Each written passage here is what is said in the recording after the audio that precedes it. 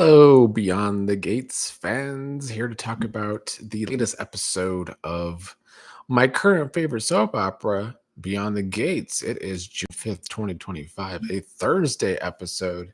And I enjoyed today's episode, but there is one character I unfortunately am gonna have a lot of shit to talk about, and that character is Kat. So if Kat has any fans out there, I'm gonna probably annoy you today. But I'm going to start with the Anita story. It's been taking center stage over the past 2 weeks as they have built up this Articulates reunion and all of this past drama, a fourth member that committed suicide, and Anita being the one to push the concert to happen. And then today, yesterday and today, wants to cancel it. And I am just still on Sharon's side. I don't care what anyone has to say out there. My comments at least haven't said any of that, which, by the way, I would like you to leave your thoughts and opinions on today's episode if you are watching this video, because I like hearing the opinions out there. But I have seen some opinions on social media and a little bit on Reddit talking about how, oh, Sharon and Tracy are just so bitter.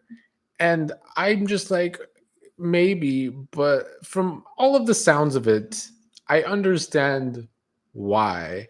And yeah, this is the music industry. This is what happens in groups. There's always one member that is pushed to the forefront as the star. But that doesn't mean that characters like Sharon don't have the right to be upset with such star. And Anita herself has been portrayed to us as such a cold-hearted bitch at times that I understand why Sharon feels the way she feels. So I'm still Team Sharon. I get that she's a new character. She's only been on for a few episodes now. But any bitterness is fine with me because Anita does deserve that push back. Today, Anita gave it back to Sharon when Sharon came over upset when Tracy let her know that Anita wanted to cancel the concert now when she was the one that pushed this in the first place. And was also upset that Vernon was the one to call Tracy because Anita couldn't do it herself. Another good reason for Sharon to be upset about, in my opinion. Um, so Sharon and Tracy come over, and Sharon is, of course, upset by all of this. Anita did give it back to them and did make it known that they kept riding the gravy train when she was the star, and they accepted all the checks, which is true. This is true. But then Anita going after this confrontation with them, making it known that she's going to cancel the concert for sure now, and then going and crying. I don't know if the show is wanting us to feel sorry for Anita or trying to redeem her as the from what they've portrayed her as these first few months, but it isn't working on me.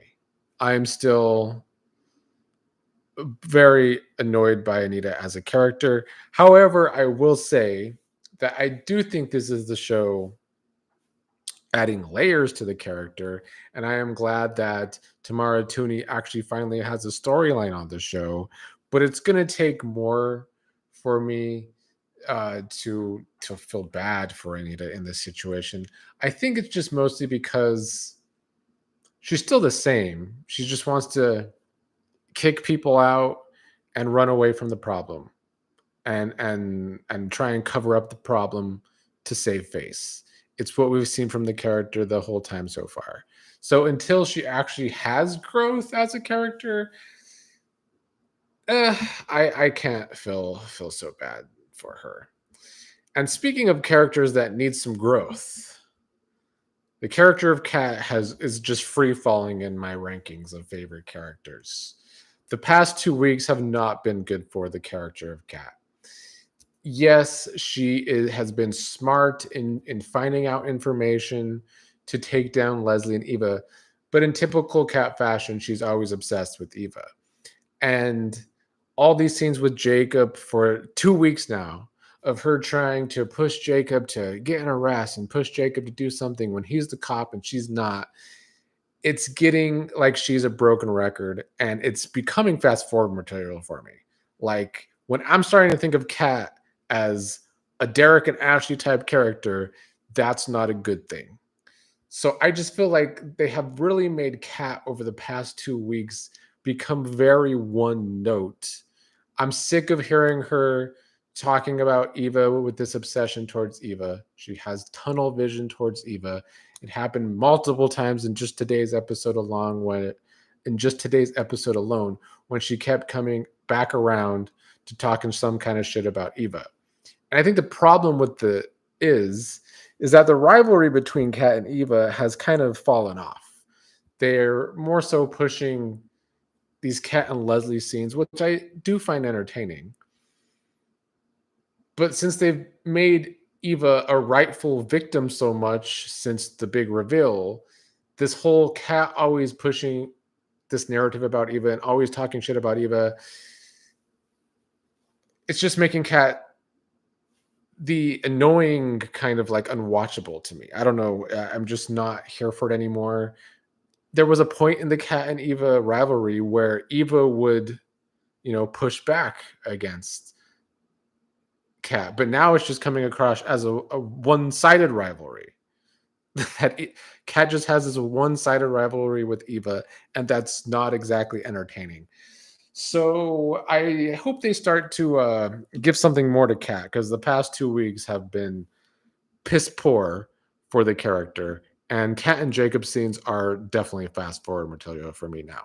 I think also the whole investigation isn't working because Kat's so involved in the investigation, but also somehow Leslie's so involved in the investigation.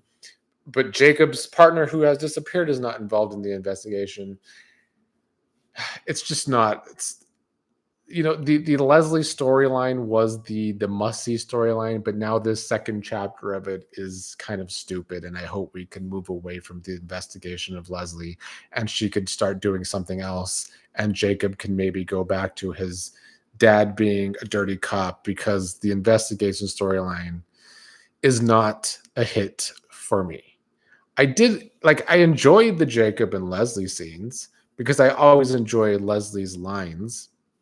I'd have to go back to my notes. There was a line that did crack me up with Leslie today, but I don't know if I could find it right away. Oh, it was the whole empty boxes thing. Jacob found the empty boxes in the closet because Eva smartly took the evidence away to actually help her mother, but also have a little bit of control over her mother for once, which I don't think you could actually control Leslie, but maybe Eva will try. But the line when Jacob questioned the empty boxes was that they weren't empty. Leslie said that's where she stores her hopes and dreams. I don't know. That did just crack me up, the whole hopes and dreams line. And then Jacob had the utter audacity to take away Leslie's wigs as evidence. I mean, if there's some fallback on Jacob for that, I cannot blame Leslie.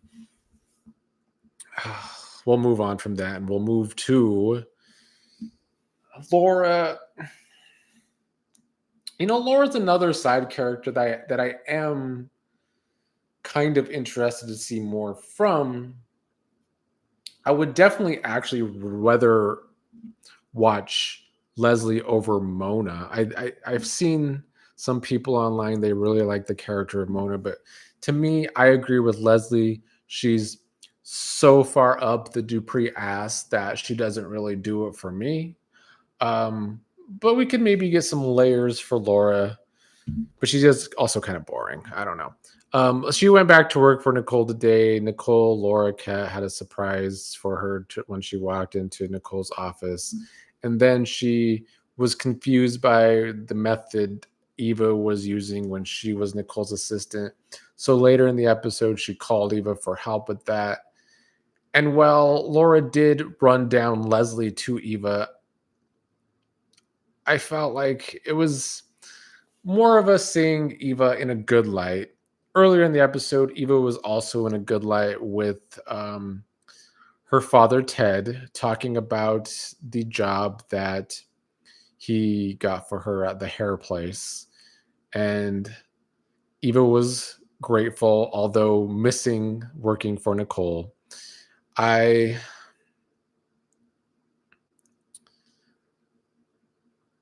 I I don't know. I just think Eva's such a good. She's been painted as a victim, but it's made her the more likable character, and that's why going back to the cat feud with Eva versus Cat, they have to stop making it so one-sided if they're going to keep the rivalry. Because Cat just can't be going on and on about Eva all the time. And right now, Eva is paying Cat literally zero mind. So that rivalry has kind of fallen off, and it is kind of the writings doing.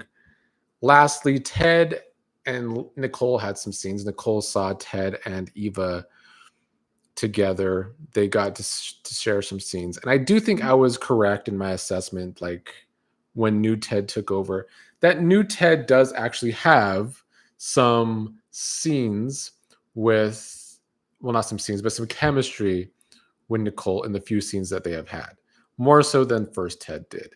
So while I still am kind of not understanding the recast in the first place, I guess they just wanted to make Ted this really good father and someone who's going to try and win Nicole back and maybe actually have chemistry with Nicole. Because their looks today across the room, there was definitely some chemistry there. Of course, Leslie had to show up and ruin all that, or Dana, as Ted is still calling her, all of her multiple characters, which she's not going to have anymore because her wigs are stolen. Um, which is what Sax Poopy Lex is saying in the comments. What did I walk into?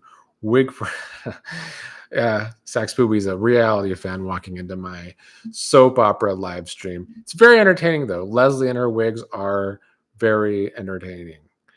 Um Shout out to Kaiwan in the comments as well. Talking about Dante Green and the woman who killed herself, Barbara. Um, I think the story does need Dante in it if we're going to continue this Articulates reunion storyline. I think that I just hope it's not some story to just try and redeem Anita somehow, because that is not going to work for me, like I said at the beginning of this video. Let's go to a couple of comments in yesterday's video. We didn't get too many yesterday, but there was some comments. Miss Wilder said that Kat did talk to Shanice. She just didn't ask the right questions. That's true. I did go off yesterday that nobody's talking to Shanice, but Kat did have that conversation with Shanice. I guess it's just like it's a plot hole in the story that Shanice is the main witness to seeing Leslie in disguise at the hospital, but nobody wants to question her about it. They just want to question Mona, who could just look at the picture but wasn't actually there when Shanice was. So why aren't we talking to Shanice? So Jacob needs to be the one to talk to Shanice. Shabritha Jennings said a lot of dumb writing in yesterday's episode, but so far this week has been great compared to last week. I do agree. Last week was kind of boring. I think this week's better because some of the storylines are actually moving more. So as much as I do have some problems with the writing, it's the one note writing that's starting to annoy me. With Kat, with this investigation, there's some weak writing happening, but I can't say I'm not still entertained, of course. And there's still plenty of stories that weren't on today that I do like. I'm still hoping after yesterday that Chelsea and her new love interest, Madison, I think her name was, can go somewhere more interesting and not be a drop storyline like Chelsea's thruple was. And we haven't seen June all week, but I don't know if I care. I don't know if I miss her. So, yeah. Anyway, I will be back tomorrow to talk about Friday and a hopeful Friday cliffhanger from Beyond the Gates.